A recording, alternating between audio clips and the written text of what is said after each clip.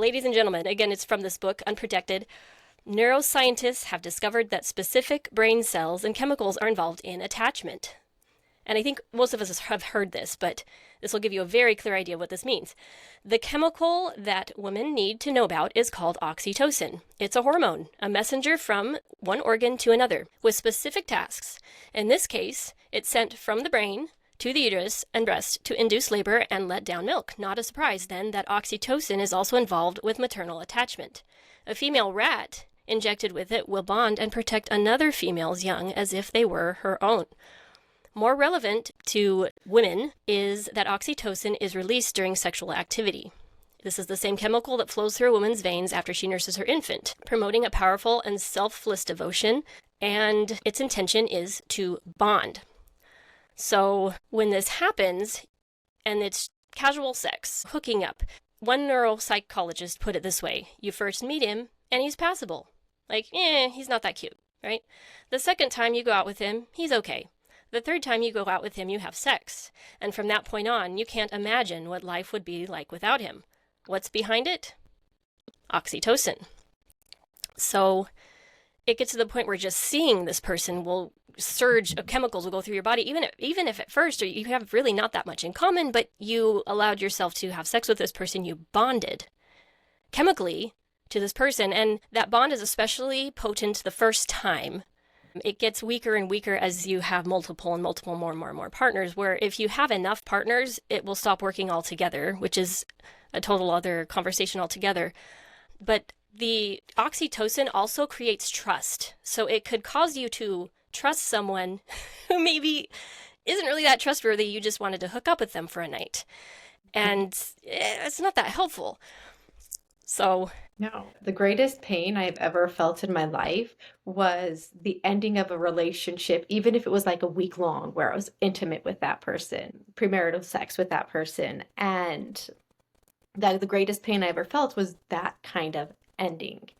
And I had to sit down one day and ask, why is that so painful? Once I knew that that man was just not a good person, did terrible things, it still hurt. And I think it had to do a lot with that oxytocin, that bonding, because we attach to them. and men don't do it as much. Mm. They don't do this like women do. So it's easier for men to go from girl to girl to girl and not be as affected. I'm not saying it doesn't affect them. I'm sure it does, but that it's just absolutely powerful for women.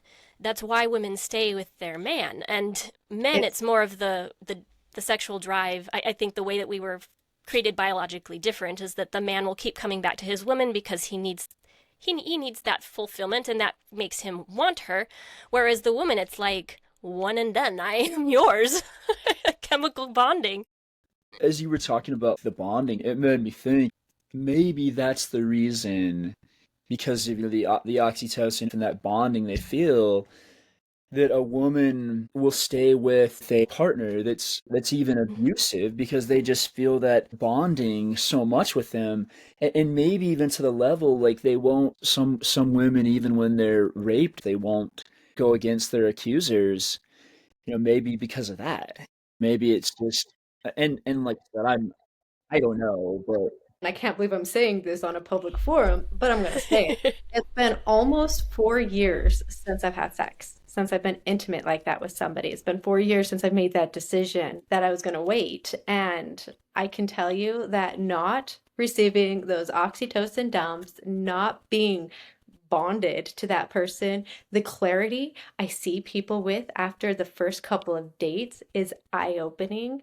And every single person that I ended up not going on more dates with, um, due to that clarity, has absolutely been worth it. And I have not felt the pain, that Mm-hmm. emotional turmoil in the last 4 years that I felt for the 10 years that I was active. We have oxytocin drops with holding hands.